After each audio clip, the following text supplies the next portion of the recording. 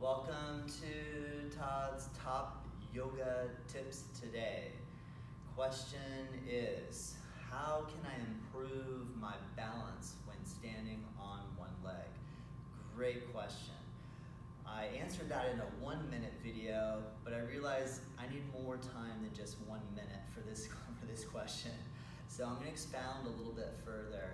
But to touch upon what I already pointed out in the previous video, basically, the bottom of the foot, think of it as having 4 points. One, under the big toe, a second, close to the pinky toe edge, and then 2, across the surface of the heel.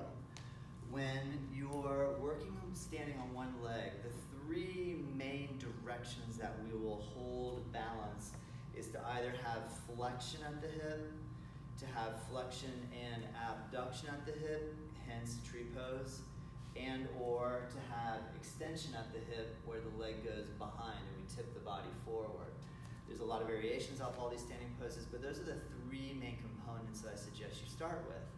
The key really is you gotta practice every single day. You have to practice balancing on one leg consistently every day. Even if it's just for 1 minute a day, you gotta put the time in.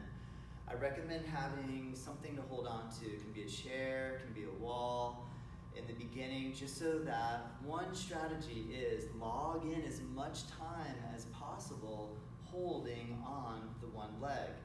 Now, if I get an alarm clock and I set the goal to be able to hold for 30 seconds, I'm gonna push the timer, 30, countdown, and have something that holds you accountable to sustaining the strength in the leg for that full 30 seconds. When the timer goes off, reset it again, and do the exact same thing on the opposite side.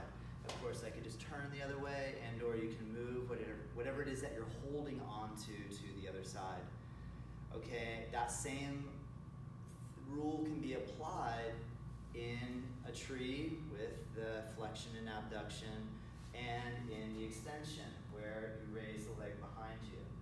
Now, other big question is, should I have my knee bent or should my legs be straight or my leg be straight?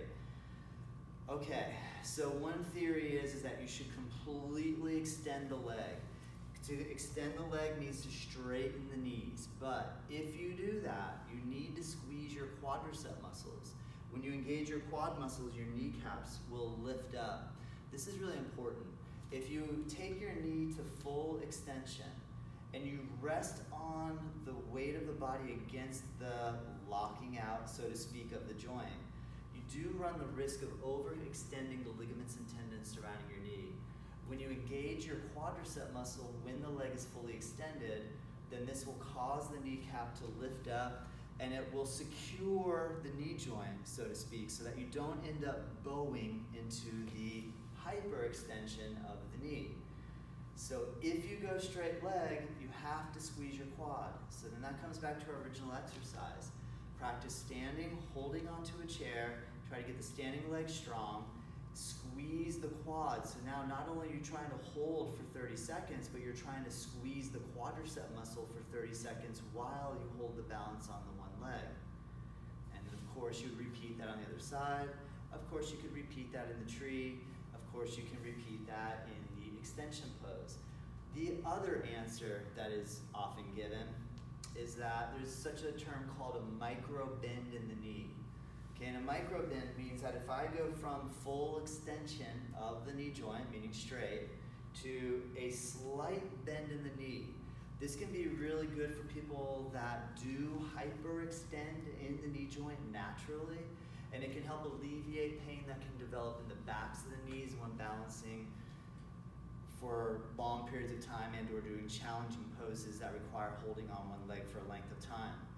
Now, in the beginning, the main idea is you're just wanting to get the balance on the leg. So what I want you to focus on, try the straight leg approach. Try building the strength of the squeeze of your quad. Now, the next main ingredient is that typically what happens when we're trying to balance, we hang on for dear life. In other words, we end up gripping the floor with our toes and squeezing the ground with the toe tips. What that happens when you start to fall, you have nothing to really work against. So what's important is that you attempt to just ever so slightly lift your toe tips off the floor.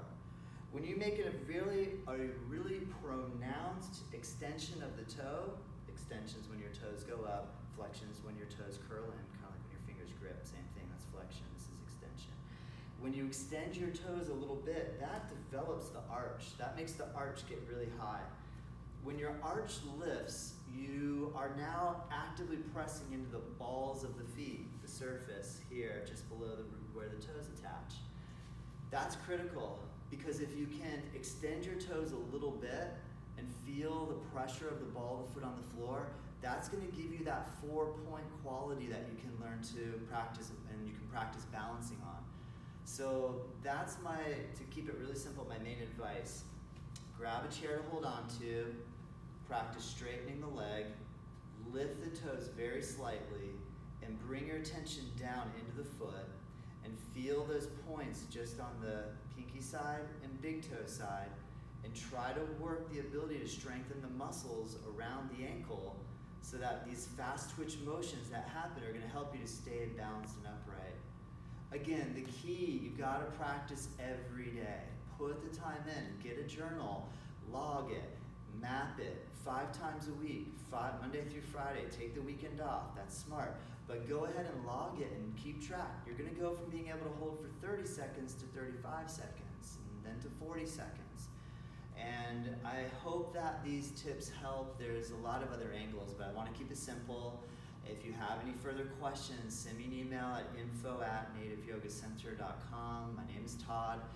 You can join us for classes on our live stream. Check us out on nativeyogacenter.com.